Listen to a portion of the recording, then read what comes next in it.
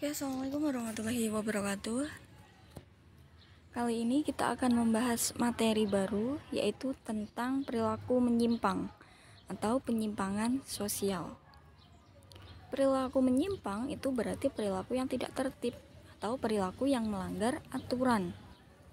Karena apa? Karena perilaku kita itu tidak sesuai dengan nilai dan norma yang berlaku di masyarakat. Maka itu dikatakan sebagai penyimpangan sosial.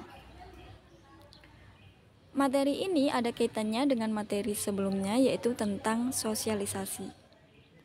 Jadi, sosialisasi itu bisa digunakan untuk mencegah penyimpangan. Tapi di sisi lain, sosialisasi itu juga bisa menciptakan terjadinya penyimpangan. Kok bisa? Penyebabnya itu bisa disebabkan oleh dua pelaku. Bisa karena agen sosialisasi, bisa juga orang yang menerima sosialisasi.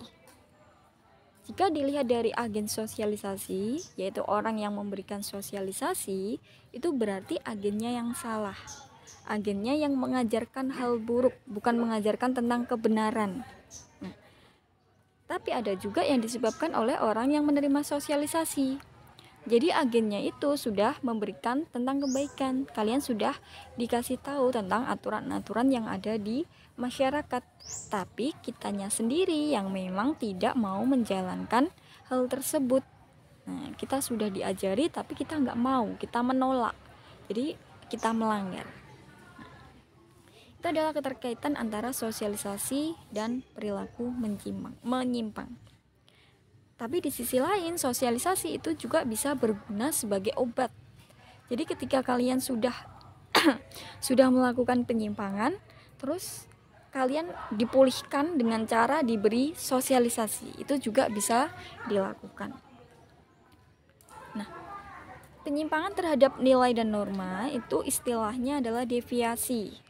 Jadi nama lain dari penyimpangan sosial itu adalah deviasi. Sedangkan orang yang melakukannya itu namanya devian. Kalau perilaku yang sesuai dengan aturan atau tertib itu istilahnya adalah konformitas. Di sini ada beberapa bentuk perilaku menyimpang. Yang pertama dilihat dari kekerapannya. Jadi dilihat dari waktunya. Ada yang jarang atau terus-menerus. Cuma ini yang jadi titik beratnya kalau berdasarkan primer dan sekunder ini, penyimpangannya itu berat apa ringan. Kalau ringan berarti masuknya ke penyimpangan primer. Walaupun itu dilakukan berulang kali mungkin ya, tapi kalau masih ringan mungkin masyarakat masih mentolerir atau masih memaafkan lah. Tapi walaupun itu kamu lakukan sekali, tapi yang sekiranya berat, misalnya melakukan pembunuhan, walaupun sekali, itu masyarakat masih sangat membenci, tidak bisa menerima perilaku tersebut. Nah, jadi yang jadi titik berat dari penyimpangan primer dan sekunder itu lebih ke tadi, bentuk penyimpanganmu itu ringan atau berat. Ringan atau berat, ketika ringan berarti masyarakat masih mau menerima gitu ya. Yang selanjutnya itu berdasarkan jumlah orang yang terlibat. Kalau individu berarti penyimpangan dilakukan oleh diri sendiri, dilakukan sendiri. Kalau kelompok berarti dilakukan oleh lebih dari satu orang. Kalau dilakukan sendiri berarti tanpa bantuan orang lain. Nah, contohnya kayak kamu melanggar lalu lintas sendiri, kamu nggak bawa helm, nggak bawa SIM, atau mungkin kamu mabuk-mabuk tapi mabuknya sendiri, itu bisa. Kalau kelompok dilakukan kamu dengan orang lain. Misalnya kayak kamu dengan teman-temanmu, satu gengmu itu melakukan tawuran.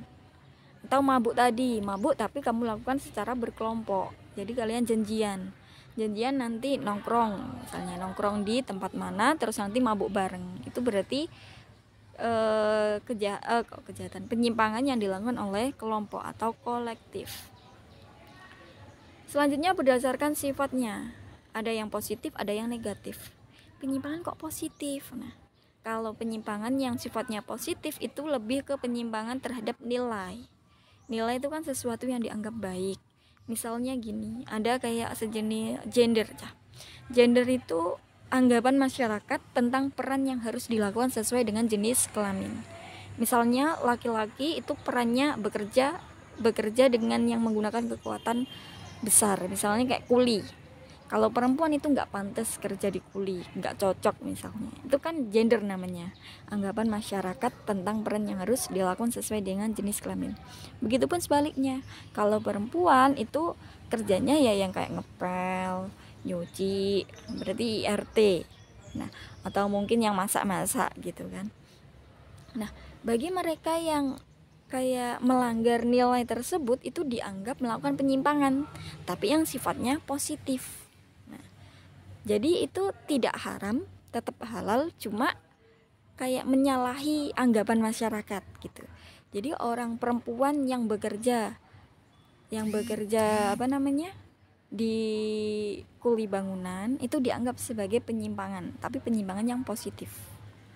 Begitupun dengan laki-laki yang kerja di apa namanya kayak jadi IRT, tapi jarang ya jadi IRT, atau mungkin laki-laki yang membantu pekerjaan rumah tangga. Nah itu kayak dianggap kayak kurang pas, dianggap nggak maco. Nah itu karena tadi gender.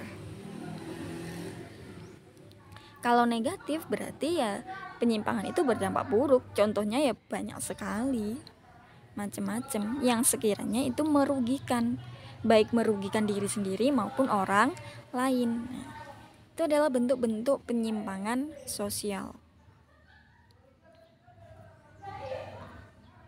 Cukup sampai sana dulu. Untuk yang penjelasan ini kita lanjutkan minggu depan. Oke. Sekian dari saya. Terima kasih. Wassalamualaikum warahmatullahi wabarakatuh.